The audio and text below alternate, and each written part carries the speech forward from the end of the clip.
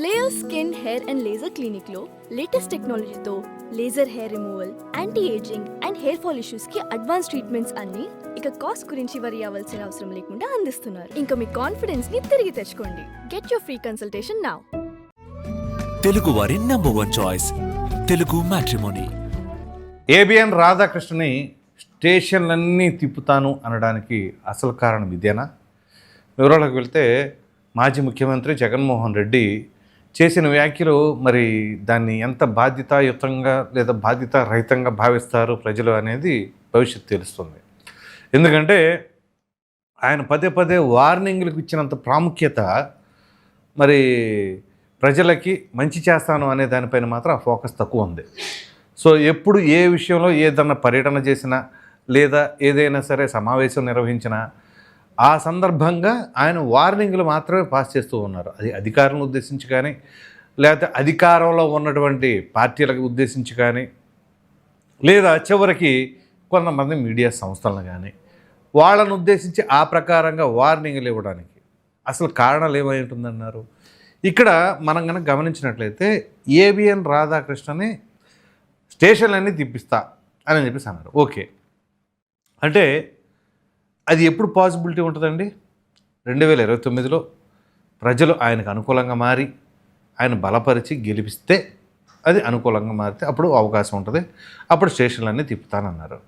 Okay, ఇప్పుడు దానికి ఇప్పటి నుంచి లెక్కేసుకుంటే ఎంత సమయం ఉంది అంటే కూటమికి ఎంత సమయం ఉంది? మళ్ళీ ఎన్నికల వరకు ఇంకా 3 సంవత్సరాలు ఉంది. మరి ఈ 3 సంవత్సరాల్లో ఏం చేయొచ్చు? ఒకవేళ నిజంగానే కూటమి కనుక ఇప్పుడు దాకా మనం ఓన్లీ డెవలప్మెంట్ మీదకి వెళ్ళాము, పరిపాలన డెవలప్మెంటు వీటిపైన మనం ఫోకస్ చేసాము, ఇప్పటి నుంచి కొంతమంది ఎవరెవరైతే అసాంఘిక శక్తుల్లాగా అవతరింపబడుతున్నారో సమాజంలో వాళ్ళందరిపైన ఉక్కుపాదం మోపుదాం అని కనుక భావిస్తే అది కూడా చట్టపరంగానే. జగన్మోహన్ రెడ్డి గారు అలా మాట్లాడాలి, చట్టపరంగానే మాట్లాడాలి, గుర్తుంచుకోండి. ఆయన ఏమన్నారు, నేను తిప్పిస్తా అలా తిప్పిస్తానని చెప్పేసి అన్నారు. చట్టపరంగా చర్యలు తీసుకుంటానంటే దానికి ఎవరు ఆక్షేపణ తెలియజేసేవాళ్ళు కాదు.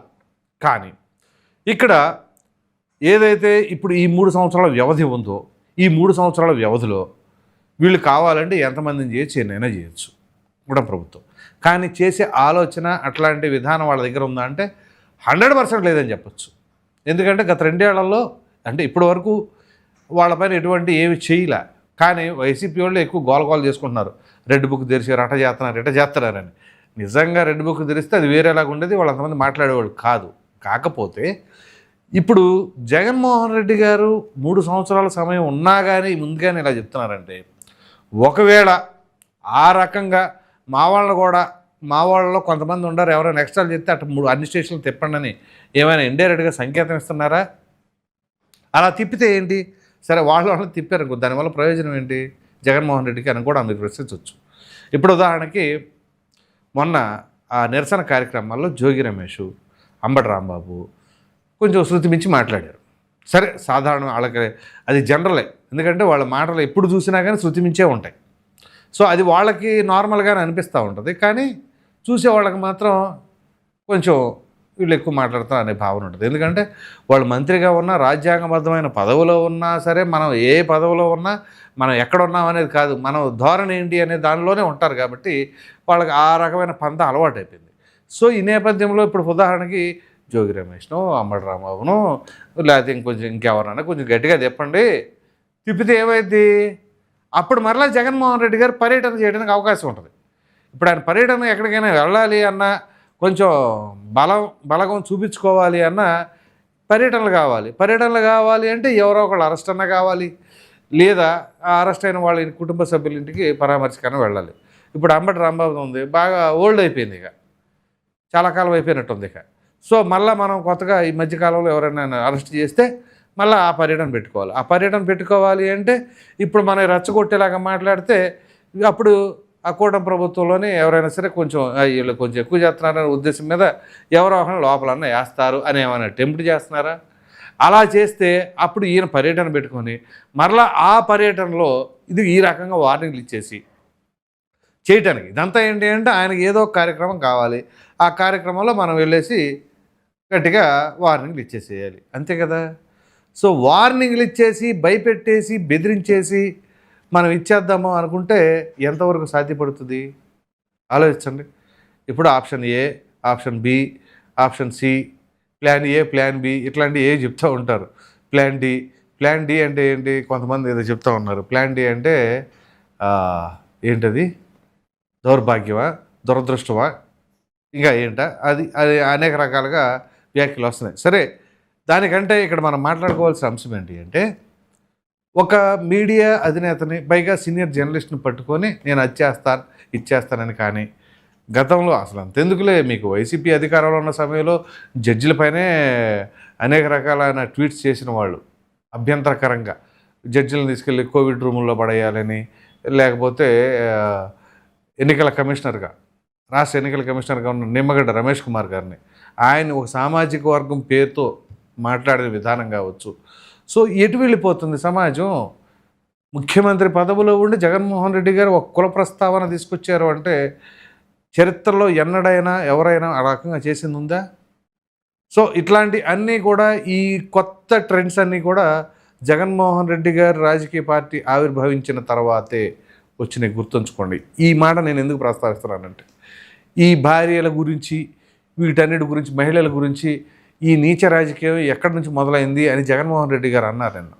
అదే ఆ సభలో, ఆ సమావేశంలో. ఆ నీచ రాజకీయం ఎప్పటి నుంచి మొదలైందంటే ఇక్కడి నుంచే. ఈ పార్టీ ఆవిర్భావం అప్పటి నుంచి మీరు వ్యక్తిత్వ హననాలు, వ్యక్తిగత దోషణలు, బాడీ షేమింగ్లు. మీ రోజా గారు 14 నుంచి 19 మధ్యలో అసెంబ్లీకి వెళ్ళారుగా, 700 ఓట్లతో గెలిచి ఇట్టిట్టు అనుకుంటా. అది అక్కడి నుంచే మొదలైనవి. ఇక ఆ తదుపరి ఇంకా దరిద్రంగా అంటే ఇక 19 నుంచి అయితే ఇక మామూలుగా కాదు, నానా బూతులు. ఇంతవరకు బూతులు ఆ రకంగా ఏ మంత్రులు మాట్లాడలేదండి, ఏ క్యాబినెట్లో కూడా.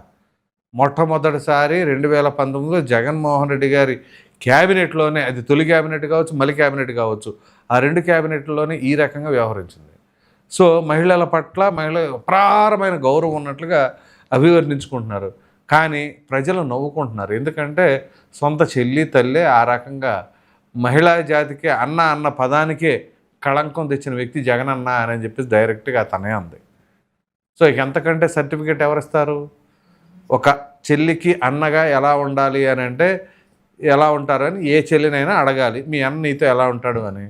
అలాగే జగనన్న గురించి ఎవరిని అడుగుతారు? షర్మిలాని అడగాలి. షర్మిల ఏం చెప్పింది? ఇది చెప్పాలి. సో పైగా జగనన్న అంటే ఏంటి? రాష్ట్రం మొత్తం ఒక పార్టీకి అధినేత కదా, మరి ఆ పార్టీ అధినేత ఏ రకంగా ఉంటాడు అనేది షర్మిల గారే చెప్పారు. సో ఒక చెల్లి ఎలా ఉండాలి అంటే మరి జగన్మోహన్ రెడ్డి గారు కూడా చెప్పాలిగా. సో ఆయన ఏం చెప్తాడు అనే దానికంటే కూడా ఏం చేస్తున్నాడు అనేది కేసుల ద్వారా అర్థం చేసుకోవచ్చు. పోనీ అక్కడ సునీతారెడ్డి ఏం చెప్తున్నారు? సో ఇంట్లో కుటుంబంలోనే సఖ్యత లేకుండా మరి బయటకు వచ్చి రాష్ట్రం మొత్తాన్ని నేను బ్రహ్మాండంగా చేస్తాను అంటే ప్రజలు నమ్మే ఆస్కారం ఉంటుందా? ఇప్పుడు ఆ మీడియా సంస్థల వాళ్ళని, పోలీసు అధికారులని, వీళ్ళని బెదిరించేసి అదిరించేసి నేను వస్తే మాత్రం ఇదే కాంట్రాక్టర్స్ కూడా మెడికల్ కాలేజీలు నిర్మిస్తాను, నేను వస్తే రద్దు చేస్తాను. అరే ఇదంతా అసలు ఈ బ్లాక్మెయిల్ రాజకీయాలు ఇవన్నీ ఎంతకాలం నడుస్తాయి? ఎవరిని భయపడితే ఎవరు భయపడతారు? ఆ రోజులన్నీ పోయినాయి. ఒకప్పుడు అంటే ఏదో బాంబులు వేస్తాం, యాక్షన్ వేసాలంటే అప్పుడు కొంచెం భయపడేవాళ్ళం బహుశా. ఇప్పుడు అందరే, ఎవరో తక్కువ కాదు. సో ప్రజలకు బాగా తెలివి మీరిపోయారు. ఇప్పుడు మీకు పాత రోజుల్లో చూస్తే రౌడీలన్నా, గుండాలన్నా, పోలీసులన్నా భయపడిపోయి ఇంట్లో ఉండేవాళ్ళు 80s 90sలో. ఆ తర్వాత అవేర్నెస్ వచ్చింది, వాళ్ళకు అవగాహన పెరిగింది, వాళ్ళ హక్కులు ఏంటో తెలుసుకున్నారు, వీళ్ళ విధులేంటి, ఎంతవరకు వీళ్ళకు అధికారాలు ఉంటాయి అనేది తెలుసుకున్నారు. ఆ తదుపరి ఇప్పుడు పోలీసులను కాదు, కలెక్టర్లు కాదు, ఎవరినైనా గడగడలాడించే పరిస్థితికి ప్రజలు వచ్చేసారు. కాబట్టి ఇప్పుడు ప్రజలు విఘ్నులు, వాళ్ళు బాగా చైతన్యవంతులు. సో ఈ నేపథ్యంలో ఏదో మసిబూసి మారేడుగా చేద్దామంటే కుదరదు. కాబట్టి మొత్తం మీద ఇప్పుడు ఈ స్టేషన్లన్నీ తిప్పుతాను, కొట్టేస్తాను, ఎరగదీసేస్తాను అని చెప్పేసి అంటే అది ఎంతవరకు సాధ్యపడుద్ది?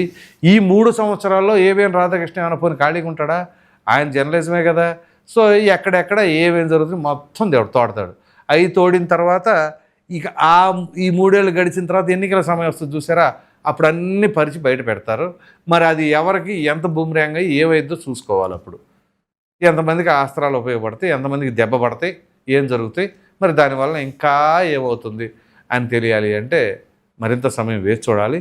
సో మీరేమనుకుంటున్నారు? ఈ స్టేషన్లన్నీ చుట్టూ తిప్పి కొడతానంటే వాళ్ళని కూడా అలా తిప్పి కొడితే మనం కూడా వెళ్ళి పరామర్శించవచ్చు అనే దానిపైన మీ అభిప్రాయం ఏంటి అనేది కామెంట్లో తప్పకుండా తెలియజేయండి. Thank you.